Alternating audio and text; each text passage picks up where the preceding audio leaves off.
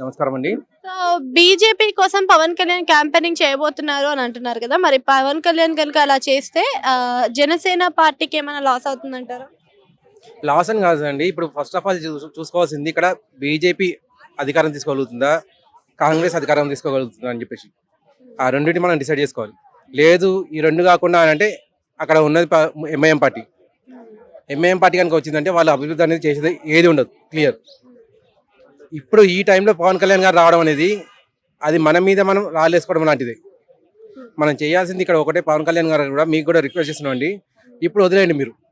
బీజేపీకి కానీ జనసేన తరపు నుంచి కానీ దేని గురించి కూడా మీరు పట్టించుకోకండి. ఇప్పుడు ఈ ఎలక్షన్స్ మాత్రం ఈ ఎలక్షన్స్ కాంగ్రెస్ గెలవనివ్వండి. కాంగ్రెస్ గెలిస్తేనే బెటర్. లేదంటే ఎంఐఎం వస్తుంది. వాళ్ళు అభివృద్ధి చేయకపోవడం పోగా మనల్ని నాశనం దిక్కు నడిపిస్తారు. ఇప్పటికే తెలంగాణ అనేది అప్పుల్లో మునిగి కొట్టుమిట్టాడుతుంది. అది దాటించాలి అని అంటే క్లియర్గా ఒకరు మాత్రమే బహుమతం తీసుకోవాలి. అది కాంగ్రెస్ వదిలిపెట్టండి ఈ ఎలక్షన్ మాత్రం.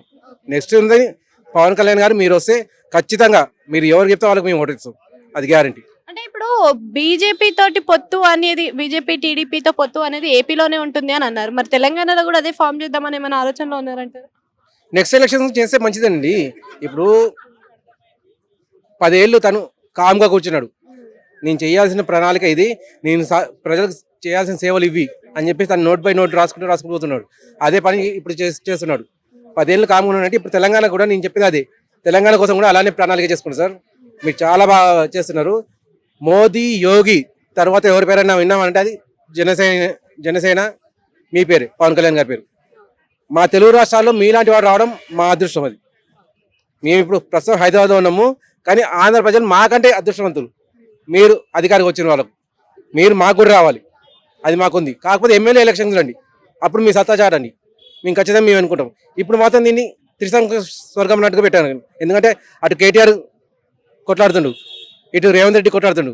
మీరు వచ్చారంటే బీజేపీకి కొద్ది సపోర్ట్ అయినా కూడా బీజేపీ పూర్తి గెలుస్తుందని చెప్పి గ్యారెంటీ లేదు. సో అది మీరు గ్యారెంటీ తీసుకోండి. ఒకవేళ బీజేపీ గెలుస్తుందంటే ఖచ్చితంగా బీజేపీకి ఇద్దాం మేయర్ పదవి. లేదు అని అంటే కాంగ్రెస్ వదిలిపెట్టేసేయండి. ఇంకొకటి ఇవ్వడానికి మంచిది కాదని చెప్పి విన్నవించుకుంటున్నాను.